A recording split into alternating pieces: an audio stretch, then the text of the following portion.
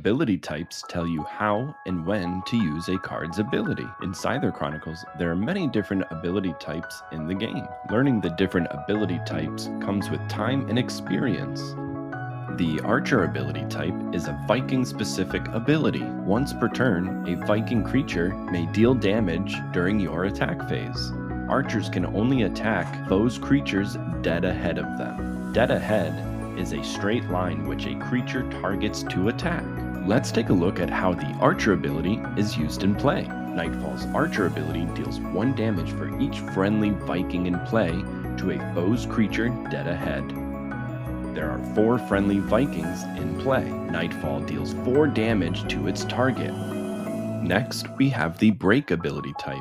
This is an ability that can be found on all class creatures and artillery. Break is the total times a player can use its ability before it is moved to the feral pile. Once per turn, you can use this ability, featuring Queen's Cannon that has the ability to deal 3 damage to a foe's creature or artillery, and 2 adjacent creatures or artillery. Once you have selected your targets, the damage is dealt. Reduce Queen's Cannon Break by 1 using the red Break die. Other cards that feature the Break ability type are shields. Once a shield has received damage, you reduce the shield's break. The Echo ability type can be found from all class creatures. Once per turn, you can use this card's ability. In this example, we have Hoplite the Farmer. With an Echo ability type, draw until I have 5 cards in my hand. During your turn, before your attack phase, you can use this card's ability. Once you have used a card's Echo ability for your turn, simply offset the card or use a die or marker to indicate that that card's ability has been used for the turn. Glide is a unique ability type that is seen only from the Valkyrie class. Once per turn, a creature may move locations to an open space on their side of the field between the ranged and combat rows. Let's take a look at Queen Christikins and her glide ability. Once per turn, Queen Christikins can move or glide to any one of the green glowing spaces, even on the combat row. Creatures with glide, they must be on the same row as their weapon to attack. Icebreaker has the combat row icon. You may equip it to Queen Christikins. She is able to attack as long as she is on the combat row. However, if Queen Christikins were to glide to the ranged row, she would no longer be able to attack with Icebreaker equipped. The Guard ability type can be found on creatures from all different classes. Guard forces foes' creatures to attack this card only. The creature with Guard must turn feral before your foes can attack any other creatures or artillery in play. Warlord here has the Guard ability type. You can see that 2 of our foes' creatures are targeting Warlord. They have to turn Warlord feral before they can target any other Vikings in play. Guard is a great ability to buy your other creatures time to set up to prepare for battle. Artillery can bypass Guard and target other creatures. We can see Queen's Cannon sneaking around Warlord and targeting other Vikings in play. Immortal is a rare and powerful ability type.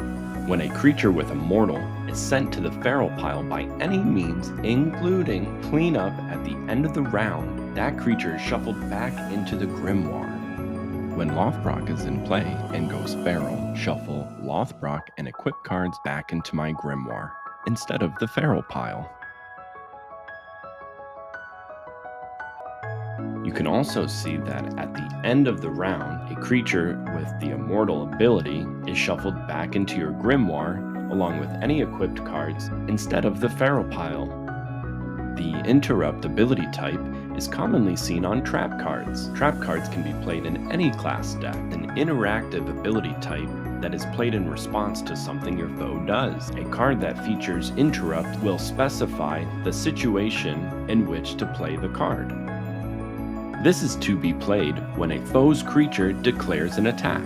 We can play Halt immediately from our hand to stop an attack targeted at a friendly creature in play. There are many different traps in Seither Chronicle. Familiarize yourself with all of them to form a winning strategy. Last Words is an ability type that can be found on creatures from all different classes. It is activated when the creature goes feral. Oh no! Warlord went feral. Warlord's Last Words ability is now triggered, allows us to rescue a non-hero Viking back to our hand. The Linger ability type is found on creatures from all different classes. Linger is an ability that is active as long as this creature is in play. Grace has the Linger ability type, which gives +2 Seither to adjacent pirate creatures. As long as Grace is in play, it is providing +2 Seither to those adjacent creatures. As soon as Grace is no longer in play, or if a creature is no longer adjacent to Grace, it will no longer receive that Linger ability. The Rally ability type can be found on creatures from all different classes. A rally is triggered when a creature is played from your hand. In this example, we see First Mate, which features the Rally ability, allowing us to harvest up to 2 deckhands from my grimoire or hand into play. When you play the card, resolve the ability before moving on. Keep in mind, if a card came from your deck right into play, its Rally ability does not trigger. The same goes if a creature was rescued from your feral pile into play, that creature's rally ability also does not trigger. The Spy ability type is a rare and powerful ability that can be found on creatures from all different classes. Spy is a creature that is played on your foe's side of the field. A Spy ability is triggered when played from either your grimoire, your hand, or feral pile. Spies are considered friendly creatures to the player that played it.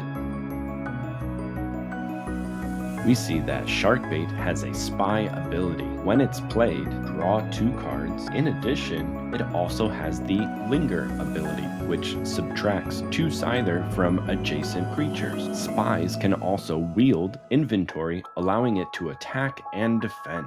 Spies can only attack adjacent creatures. Spies can only be attacked by adjacent creatures. A Spy's Seither is added to your foe's total Seither. When a spy is removed from play by any means, it always moves to the owner's feral pile.